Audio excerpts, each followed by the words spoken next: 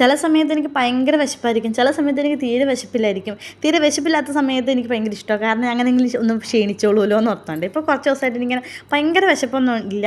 രാവിലെ ചിലപ്പോൾ കഴിക്കും, ചിലപ്പോൾ ഉച്ചയ്ക്കായിരിക്കും കഴിക്കണം. അങ്ങനെയൊക്കെയാണ് ഇപ്പോൾ 2 ദിവസമായിട്ട് നടക്കുന്നത്. ഒരു സമയത്ത് എനിക്ക് ഭയങ്കര ഇഷ്ടമുള്ളൊരു സാധനമായിരുന്നു പാസ്ത. പിന്നെ എനിക്ക് അങ്ങനെ ഇഷ്ടമല്ലാണ്ടായിപ്പോയി. പിന്നെ രാവിലെ എനിക്കിപ്പോൾ എനിക്ക് എന്തോ സ്പെഷ്യലായിട്ട് എന്തോ കഴിക്കാൻ തോന്നി. രാവിലെ അപ്പോൾ ദോശയൊക്കെ കഴിച്ച് കൊണ്ടായിരിക്കാം, അതുകൊണ്ട് എനിക്ക് വേറെ എന്തോ കഴിക്കാൻ തോന്നി. അപ്പം ഞാൻ വേഗം കുറച്ച് പാസ്ത ഉണ്ടാക്കാമെന്ന് വെച്ചു.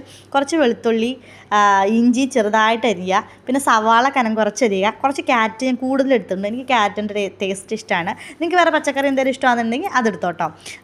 ഇത്ര ഞാൻ ഇട്ടിട്ടുള്ളൂ. ക്യാരറ്റും സവാളയും ഇഞ്ചിയും വെളുത്തുള്ളിയും നല്ലപോലെ വരട്ടണം. നല്ലപോലെ വരണ്ട് തുളുന്നായി കഴിയുമ്പം അതിനകത്തോട്ട് കുറച്ച് മുളക് പൊടിയും മഞ്ഞൾപ്പൊടിയും മീറ്റ് മസാല, ചിക്കൻ മസാല, ഏത് മസാല നിങ്ങളുടെ ഇഷ്ടമെന്ന് വെച്ചാൽ അതും ഇട്ട് അത് നല്ലപോലെ മൂത്ത് കഴിയുമ്പം അതിനകത്തോട്ട് കുറച്ച് അത് കസൂരി മേത്തിയും കൂടി ഇട്ട് നല്ലപോലെ ഒന്ന് വരട്ടിയിട്ട് പിന്നെ വെള്ളം ഒഴിച്ച് നല്ലപോലെ ഒന്ന് തിളപ്പിച്ച് അതിനകത്തോട്ട് നമ്മൾ വേവിച്ച് വെച്ചേക്കണ പാസ്ത ഇട്ട് നല്ലപോലെ ഒന്ന് കുറുക്കിയെടുക്കുക.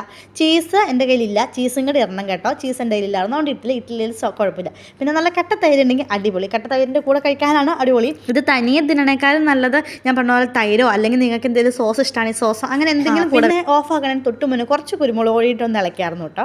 പിന്നെ അതിൻ്റെ ഇടയ്ക്ക് ഞാനും പുനസും ചെറിയൊരു അടി ഉണ്ടാക്കി. പുനസ് തൈരിനകത്തിട്ട് കുഴച്ചു, എനിക്കത് ഇഷ്ടമല്ല, അതുകൊണ്ട് ഞാൻ വേറെ എടുത്തുകൊണ്ട് വന്നു.